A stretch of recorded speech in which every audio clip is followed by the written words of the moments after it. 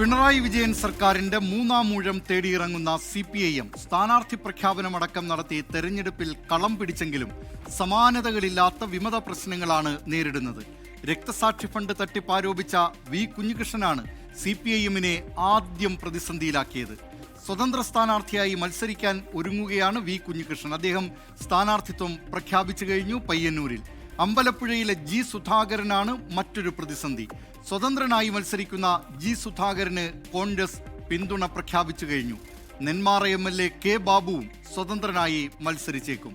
ഒടുവിൽ തളിപ്പറമ്പിൽ TK ഗോവിന്ദൻ കൂടി സ്വതന്ത്രനായി രംഗത്തെത്തുമ്പോൾ CPIM കൂടുതൽ പ്രതിസന്ധിയിലാവുകയാണ്. വിവരങ്ങളുമായി തിരുവനന്തപുരത്ത് നിന്ന് R ശ്രീജിത്ത് ചേരുന്നു. ശ്രീജിത്ത്, CPIMനെ സംബന്ധിച്ച് സമാനതകളില്ലാത്ത പ്രതിസന്ധി എന്ന് പറയാം. മുൻകാലത്തൊന്നും തെരഞ്ഞെടുപ്പുകളിൽ ഇത്രത്തോളം ശക്തരായ വിമത നേതാക്കളെ CPIMന് നേരിടേണ്ടി വന്നിട്ടില്ല. ഏറ്റവും ഒടുവിലായി അല്പസമയം മുമ്പ് CPIMന്റെ കോട്ടയായ കണ്ണൂരിൽ അവിടെ നിന്നിതാ ഒരു വിമത ശബ്ദം ഉയർന്നിരിക്കുന്നു.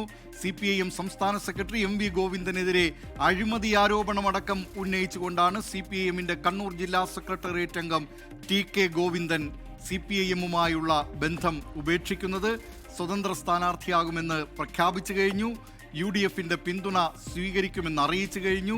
അങ്ങനെ ജി സുധാകരൻ മുതൽ, അല്ലെങ്കിൽ നേരത്തെ ശ്രീജിത്ത് ഈ വാർത്തയുടെ ഇൻട്രോയിൽ തന്നതുപോലെ തന്നെ കുഞ്ഞികൃഷ്ണനിൽ തുടങ്ങി ഇപ്പോൾ TK ഗോവിന്ദനിലെത്തി നിൽക്കുന്നു CPIMലെ കലഹം. എന്താകും ഇത്? എങ്ങനെയാകും CPIMനെ ഇതൊക്കെ ബാധിക്കുക? പോലെ തന്നെ നിയമസഭാ തെരഞ്ഞെടുപ്പിന്റെ തീയതി പ്രഖ്യാപിച്ച ഘട്ടത്തിൽ CPIM നേരിടുന്നത് അനിതരസാധാരണമായ ഒരു പ്രതിസന്ധിയാണ്. പാർട്ടി അച്ചടക്കത്തിന് പേരുകേട്ട CPIMൽ പാർട്ടി നേതൃത്വത്തെ വെല്ലുവിളിച്ചുകൊണ്ട് നേതാക്കൾ നിരനിരയായി രംഗത്ത് വരുന്നതാണ് നമ്മൾ കാണുന്നത്. കൊട്ടാരക്കരയിൽ ഐഷ പോറ്റിയാണെങ്കിൽ അമ്പലപ്പുഴയിൽ ജി സുധാകരനാണ്, ദേവികുളത്ത് S രാജേന്ദ്രനാണ്, ഒറ്റപ്പാലത്ത് PK ശശിയാണ്. അങ്ങനെ ഇപ്പോൾ ആ പട്ടിക നീണ്ട് പയ്യന്നൂരിൽ വി കുഞ്ഞികൃഷ്ണനും ഒടുവിൽ തളിപ്പറമ്പിൽ TK ഗോവിന്ദനും വരെ എത്തി നിൽക്കുന്നു.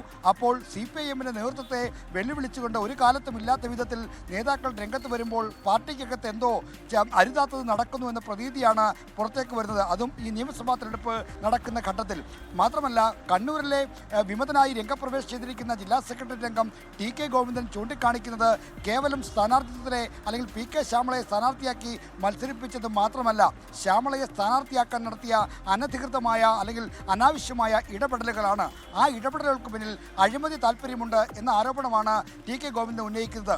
CPIMന്റെ സംസ്ഥാന സെക്രട്ടറിമാരുടെ ചരിത്രമെടുത്താൽ നാളിതുവരെ ഒരു സംഘടനാ രംഗത്ത് നിന്ന് നേരത്തെ ചില ഭരണപരമായ കാര്യങ്ങളുമായി ബന്ധപ്പെട്ട് പിണറായി വിജയനെതിരെ ലാവ്ലിൻ കേസ് പോലുള്ള ചില കാര്യങ്ങൾ വന്നിട്ടുള്ളത് ഒഴിച്ചാൽ സംസ്ഥാന സെക്രട്ടറിമാർക്കെതിരെ അഴിമതി ആരോപണം ഒരു ജില്ലാ നേതാവ് നേരിട്ട് പരസ്യമായി ഉന്നയിക്കുന്നത് ഇതാദ്യമാണ്. അതുകൊണ്ട് തന്നെ TK ഗോവിന്ദൻ ഉന്നയിച്ച ആക്ഷേപങ്ങൾ കേവലം സ്ഥാനാർത്ഥിത്വമായി മാത്രം ബന്ധപ്പെടുന്നതല്ല, മറിച്ച് CPIMനെ സംഘടനാപരമായിട്ടുള്ള പ്രശ്നങ്ങളിലേക്ക് കൂടി വിരൽ ചൂണ്ടുന്നതാണ്.